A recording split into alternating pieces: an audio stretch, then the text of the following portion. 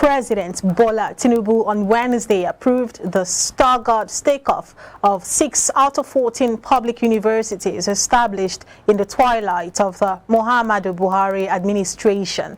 The Minister of Education, Professor Tahir Maman, who revealed this to State House correspondents, said the choice of the universities, 2 colleges of agriculture, education and medicine each, was strategic to the skills empowerment goals of the Tinubu-led administration. The Buhari administration approved the establishment of no fewer than 75 universities encompassing federal, state and private institutions within 7 years. However, Maman said the federal government lacked the funds and qualified staffing to kickstart all institutions at once as they are capital intensive. He added that the Tinubu administration will be conservative in doling out approvals for the establishment of new universities. The 6 universities that have been approved to take off in the first phase are Federal University of Education, Abo, Delta State; Federal University of Agriculture, Abeokuta, Ogun State; Federal College of Medicine, Onitsha, Anambra State; Federal College of Agriculture, Zuru, Kebbi State; Federal College of Education, Jemari, Bauchi State; Federal College of Medicine, Ijero, Ekiti State. And it is unclear when the remaining 8 universities will be allowed to commence operations. The Nigerian Senate on Wednesday hinted at plans to review the law establishing the Economic and Financial Crimes Commission, EFCC, to enable it to carry out its mandate more effectively. This comes after lawmakers expressed concerns that the commission has been used as a tool to harass and embarrass politicians rather than effectively carry out its mandate.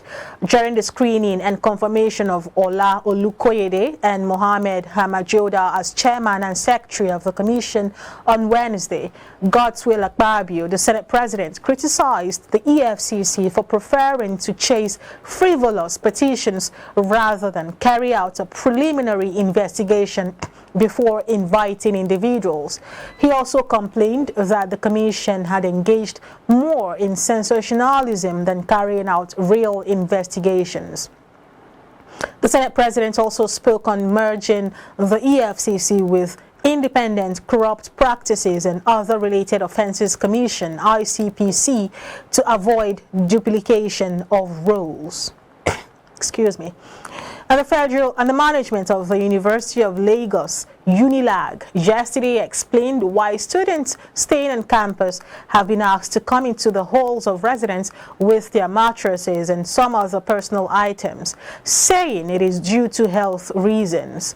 The explanation came against the backdrop of protest by parents who lamented that they were just struggling to cope with the recent increase in tuition, hostel and other fees, while reacting to complaints by parents and students that with the new fee regime introduced by the university, such items ought to be provided by the school. The head of information unit of the varsity, Adejoke Alaga Ibrahim, also said the halls are being renovated before the students will resume later in the month. Recall that recently the management of the school increased obligatory fees, including hostel fees, from 25,000 naira to between 100,000 naira and 120,000 naira, depending on the type of the hostel. However, after serious agitation by students and parents, the hostel fees were reduced to between 65,000 naira and 85,000 naira. One of the private hostels near UNILAG charges as much as 184,000 naira per bed space for a 4-man room and 200,000 naira per bed space for a 2-man room. And as Imo State prepares for the November 11 governorship election, the Joint Task Force working to provide security in the southeast has promised to remain neutral and ensure a peaceful process. The Commissioner of Police in Imo, Mohammed Barde, stated this after a meeting of the security agencies operating as part of the JTF in Owerri on Wednesday. Reports say that the JTF is made up of officers of the Nigerian Army, Nigerian Navy, Department of State Services, Nigeria Police Force, and the Nigeria Security and Civil Defense Corps. Barde, who spoke on behalf of the JTF, said the meeting was aimed at achieving synergy between the security agencies for a successful election in the state.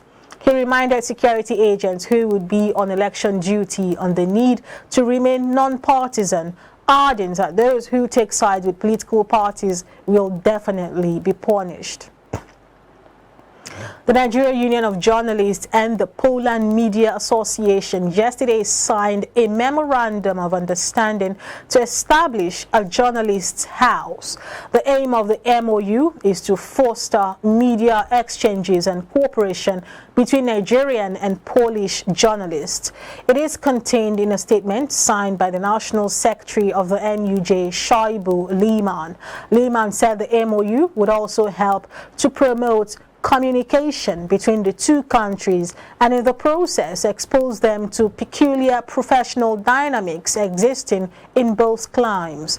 The agreement was part of the high points of the ongoing Belt and Road Journalists Forum taking place in Beijing, China, with leaders of over 80 journalist unions and associations from across 6 continents. The two countries also agreed to expose their members to exchange programs on capacity building in both Poland and Nigeria.